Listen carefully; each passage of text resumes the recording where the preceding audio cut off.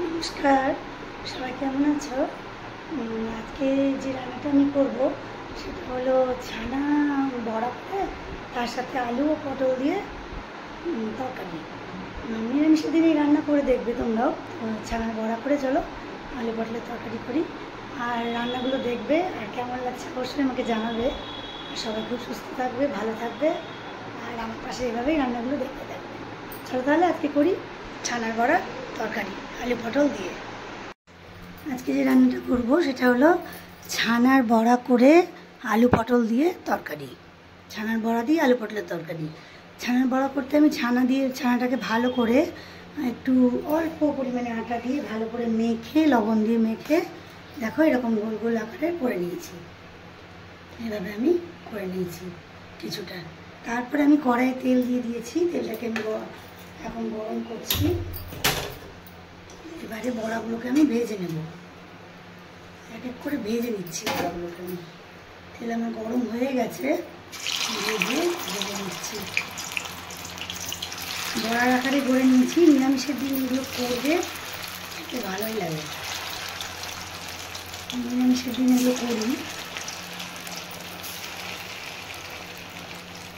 অল্প আটা দিয়ে ভালো করে মেখে নেবে,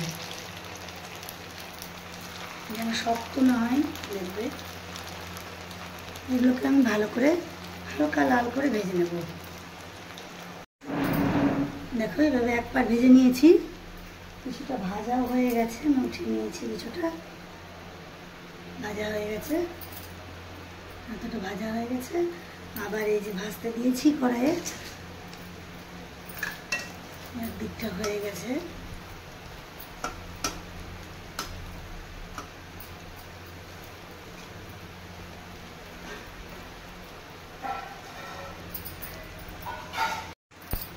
দেখো আমার বড়াগুলো ভাজা হয়ে গেছে। এবার আমি সবগুলো বড়া তুলে নেব। আমি একটু অল্প আটা দিয়েছি, যেন নরম হয়ে গেছে। নরমটা ভালো লাগে, নরমটা খেতে ভালো লাগে বলে আমি অল্প আটা দিয়েছি। এবারে আমি সবগুলো তুলে নেব। এরপরে জিরে ফোড়ন দেব।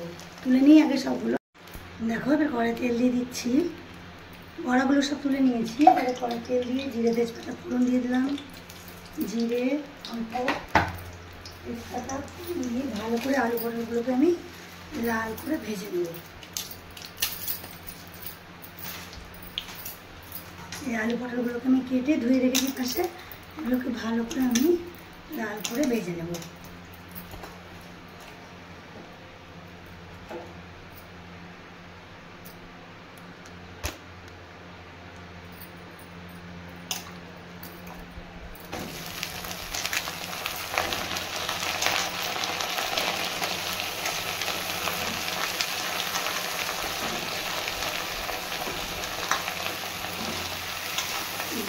তেজপাতা ফোড়ন দিয়ে নাল পটলগুলো ছেড়ে দিলাম। এগুলোকে আমি লাল করে লবণ দিয়ে ভেজে নিলাম।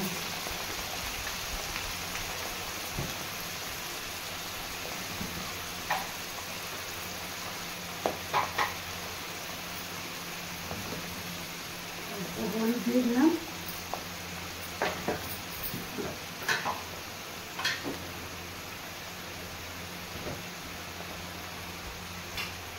লবণ দিলাম। এই দিয়ে পরিমাণ মতো আমি ভেজে নেবো ভালো করে।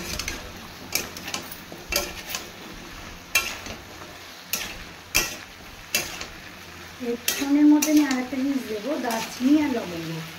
অল্প দারচিনি এলাচ দিয়ে দেবো। দিয়ে ভালো করে লাল করে ভেজে কিছুক্ষণ ভাজবো, তারপরে মশলাগুলো দেবো। এবারে আমি ঢাকাটা তুলে দিলাম। ঢাকাটা তুলে ভালো করে নিয়ে মশলাগুলো দিয়ে দেবো। মশলাগুলো এখন এক করে দিয়ে দেবো। এখন শুকনো লঙ্কা গুঁড়ো, হলুদ গুঁড়ো, জিরে গুঁড়ো আর ধনে গুঁড়ো এই আমি নিয়ে নিয়েছি। এটাকে ভালো করে জল দিয়ে পেস্ট করে নেব, তারপরে দিয়ে দেবো।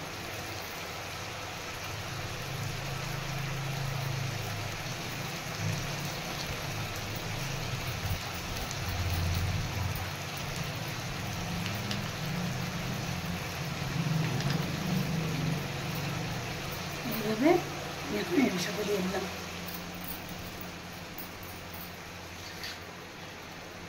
এবারে 5 মিনিট মতো ভালো করে আমি কষাবো।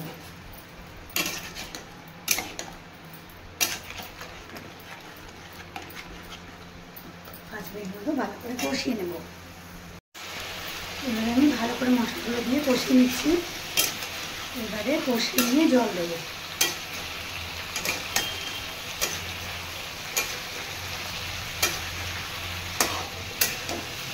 ভালো করে কষিয়ে নেব, নিয়ে জল দিয়ে 5 মিনিট মতো ফুটতে দেবো। সেই জলটা দেখো কষানো হয়ে গেছে। আমি জল দিয়ে 5 মিনিট মতো ফুটতে দেবো। এবারে তেল ছেড়ে গেছে, কষাতে কষাতে যখন তেল ছেড়ে গেছে এবারে আমি জল দিয়ে দেবো। ফোড়নে আমি জিরে, গরম মশলা, তেজপাতা দিয়ে দিচ্ছিলাম। এবারে আমি জল দিয়ে দেবো। দেখো আমরা যখন তেল ছেড়ে গেলে জল দিয়ে ফুটতে দেবো। দেখো কষানোর পরে আমি জল দিয়ে দিয়েছি। জল দেওয়ার পরে যে ফুটছে, সেদ্ধ হচ্ছে, আলু আর পটলগুলো সেদ্ধ হয়ে গেছে অনেকটাই, আর একটু সেদ্ধ হবে। তারপরে আমি এই বড়াগুলো দিয়ে নামিয়ে নেব। তো সেদ্ধ হলেই আমি বড়াগুলো দিয়ে নামিয়ে নেব। তাহলে রেডি আমার ছানার বড়ার তরকারি। এটা আর একটু হবে 5 মিনিট মতো, তারপরে আমি ওটা দিয়ে নামাবো। এবারে দেখো সেদ্ধ হয়ে গেছে, আলু পটলগুলো সব সেদ্ধ হয়ে গেছে। এবারে আমি বড়াগুলো দিয়ে দেবো। বড়াগুলো আমি দিয়ে দিচ্ছি। আর এরপরে আমি এবার আটা দিয়ে, একটু সামান্য আটা দিয়ে মিশিয়ে নেড়ে অল্প দারচিনি আর গরম মশলা দিয়ে নামিয়ে দেবো। আবার ফোড়নেও দিয়েছিলাম দারচিনি গরম মশলা, আর আবার দেবো অল্প সামান্য, আবার দেবো। এভাবে ফুটছে ঝোলটাও, বেশি জল দেবে না, সামান্য পরিমাণে যেটুকু দরকার। এবারে আটা দিয়ে নামিয়ে দেবো।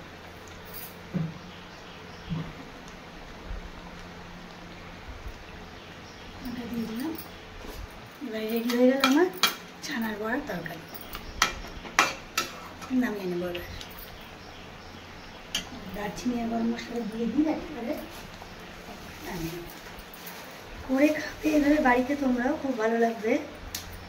বিশেষ করে নিরামিষের দিন করবে, আরও ভালো লাগবে সেদিন। দেখো গরম মশলা আমি দিয়ে দিলাম গুঁড়ো।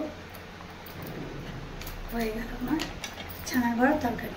এবারে নামিয়ে নিচ্ছি।